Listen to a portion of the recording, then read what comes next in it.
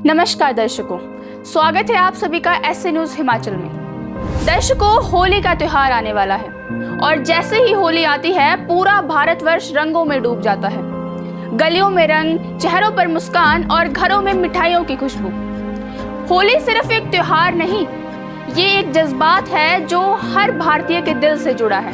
लेकिन दर्शकों, आज हम होली के 3 ऐसे सवालों पर बात करेंगे जो शायद बहुत कम लोगों ने सोचे होंगे। पहला, होली क्यों मनाई जाती है? दूसरा, इसका असली महत्व क्या है? और तीसरा, वास्तविक होली क्या होती है? जैसा कि आप सभी जानते हैं कि संत रामपाल जी महाराज के अनुयायियों का होली मनाने का एक अलग ही तरीका होता है जो आम दुनिया से बिल्कुल अलग है। तो आइए आज इसी विषय पर चर्चा करते हैं और समझते हैं कि आखिर सच्चाई क्या है, होली क्यों मनाई जाती है।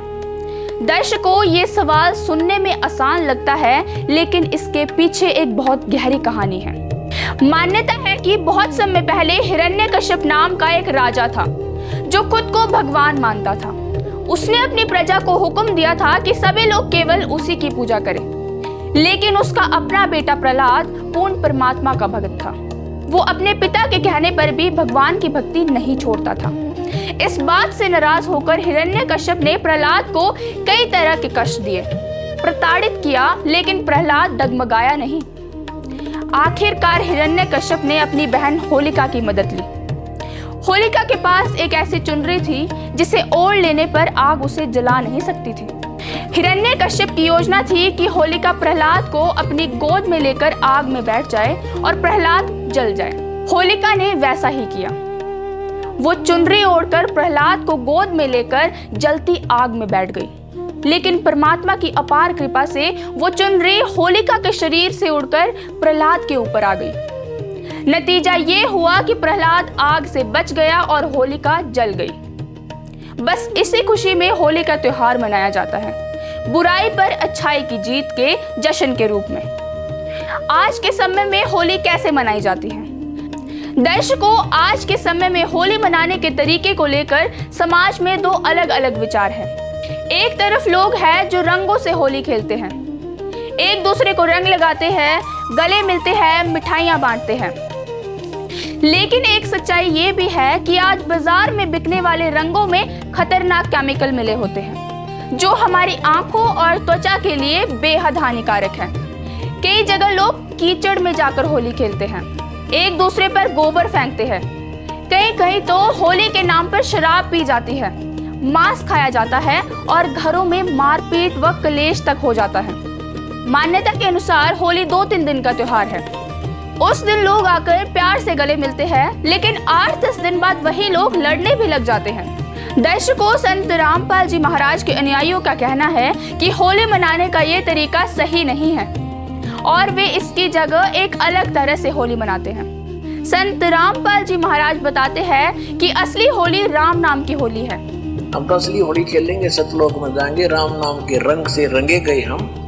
वो एक दोहे के माध्यम से समझाते हैं, समृत का शरणाग हो रंग होरी हो, कभू न हो एकाज राम रंग होरी हो।